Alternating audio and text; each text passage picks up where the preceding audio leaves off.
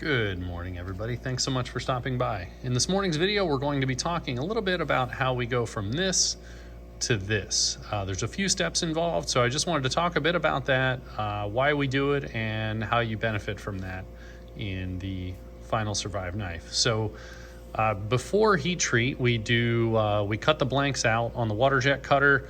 We grind our parts down just a few thousandths over our final nominal thickness, and that allows us to have a good starting point for all of our preheat treat machining. So we'll do all of our profile machining, put all of our bolt holes in, do all of our little accent machine features around, and having a known standard allows us to have good symmetry on all of our little machine features and start out with a nicer, flatter part for heat treat. So once they come back from hardening, they look about like this. They're covered in heat treat patina. So here we inspect them for any handling damage, anything like that, and we look at each one of them to make sure that they're flat enough and we have a good starting point for finish grinding.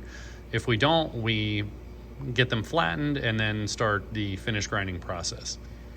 So right off the bat here, we group them by size, which we don't have to do a lot anymore because we're holding good tolerances.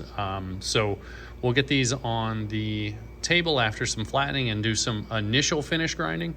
So what that's going to do is bring us down closer with a Corser wheel. So you can see this, we have good crosshatch pattern here, but that is a Corser wheel, and we want to do that to get a normalized first and second side here. So when these come back, we've got a little bit of growth and things. It's just a little bit here and there where the part moves a little bit out of parallel surfaces. Just when you heat a part up to 2,000 degrees and then quench it down to -300, some things are going to happen. So nothing's perfect. So even the highest quality steels just have a little bit of abnormal growth, and the expectation is that you grind or machine that off post heat treat. So we're starting there, and we've got a really free grinding process here. So we get an even flatter, more uniform part after heat treat, and we bring it down just over nominal. And then we have a final grinding process to reduce even this noise out of the surface. So this is our Corser wheel. Everything looks really good. I think to most companies, this would be an outstanding finish, but each company and each maker just has different things that are important to them. And I like a nice uniform standard and to be able to show off good workmanship in good even grinding, especially as you get up into that higher end price point and quality of tool. I think there is a higher burden of responsibility on just having a more squared away package all around. In addition to these being functional, you've got to look at them. So I think that having a higher level of aesthetic is just creates a higher sense of value, and it's a nicer tool for longer. And I think that it's something that you can use and appreciate, that it really shows off that this is an heirloom quality tool. So I think in all regards, the design, the heat treat, the materials, the aesthetics, everything works together to create a really nice experience. And then getting it into your hands for a fair price really just sends it home. So here we're in process, and we've got this really, really nice grinding, but then we go one step further. I've switched over to do our finish grinding. So when we're just over nominal here, you can see the difference here. I've got side one done.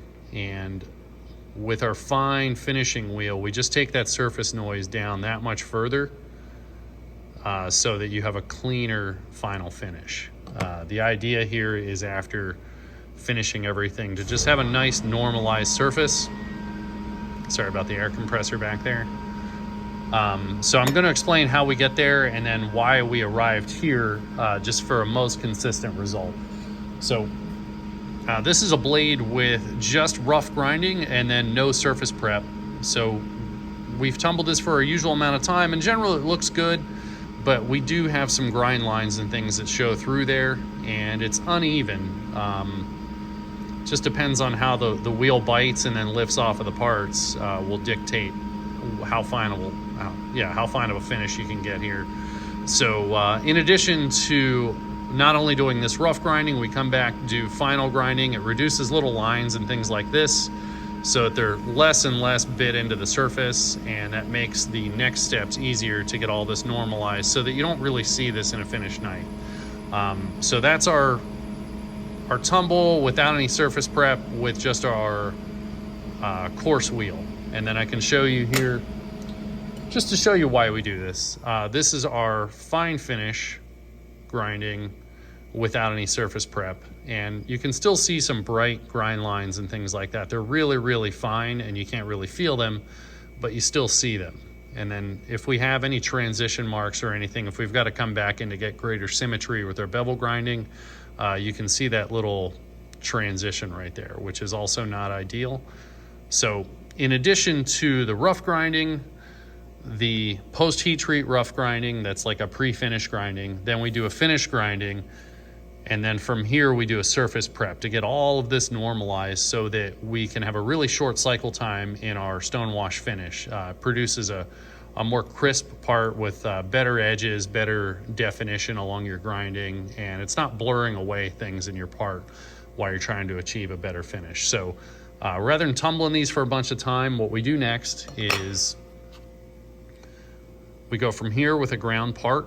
So we'll wash this, demagnetize it, and then it's going to go through a surface finish step here. So from here, we do a surface prep step, and then we'll be to here. So you can see here we've normalized all of our grinding, and we have a nice uniform surface, and that's going to accept our satin stone wash really, really well. So can see how that is nice and uniform.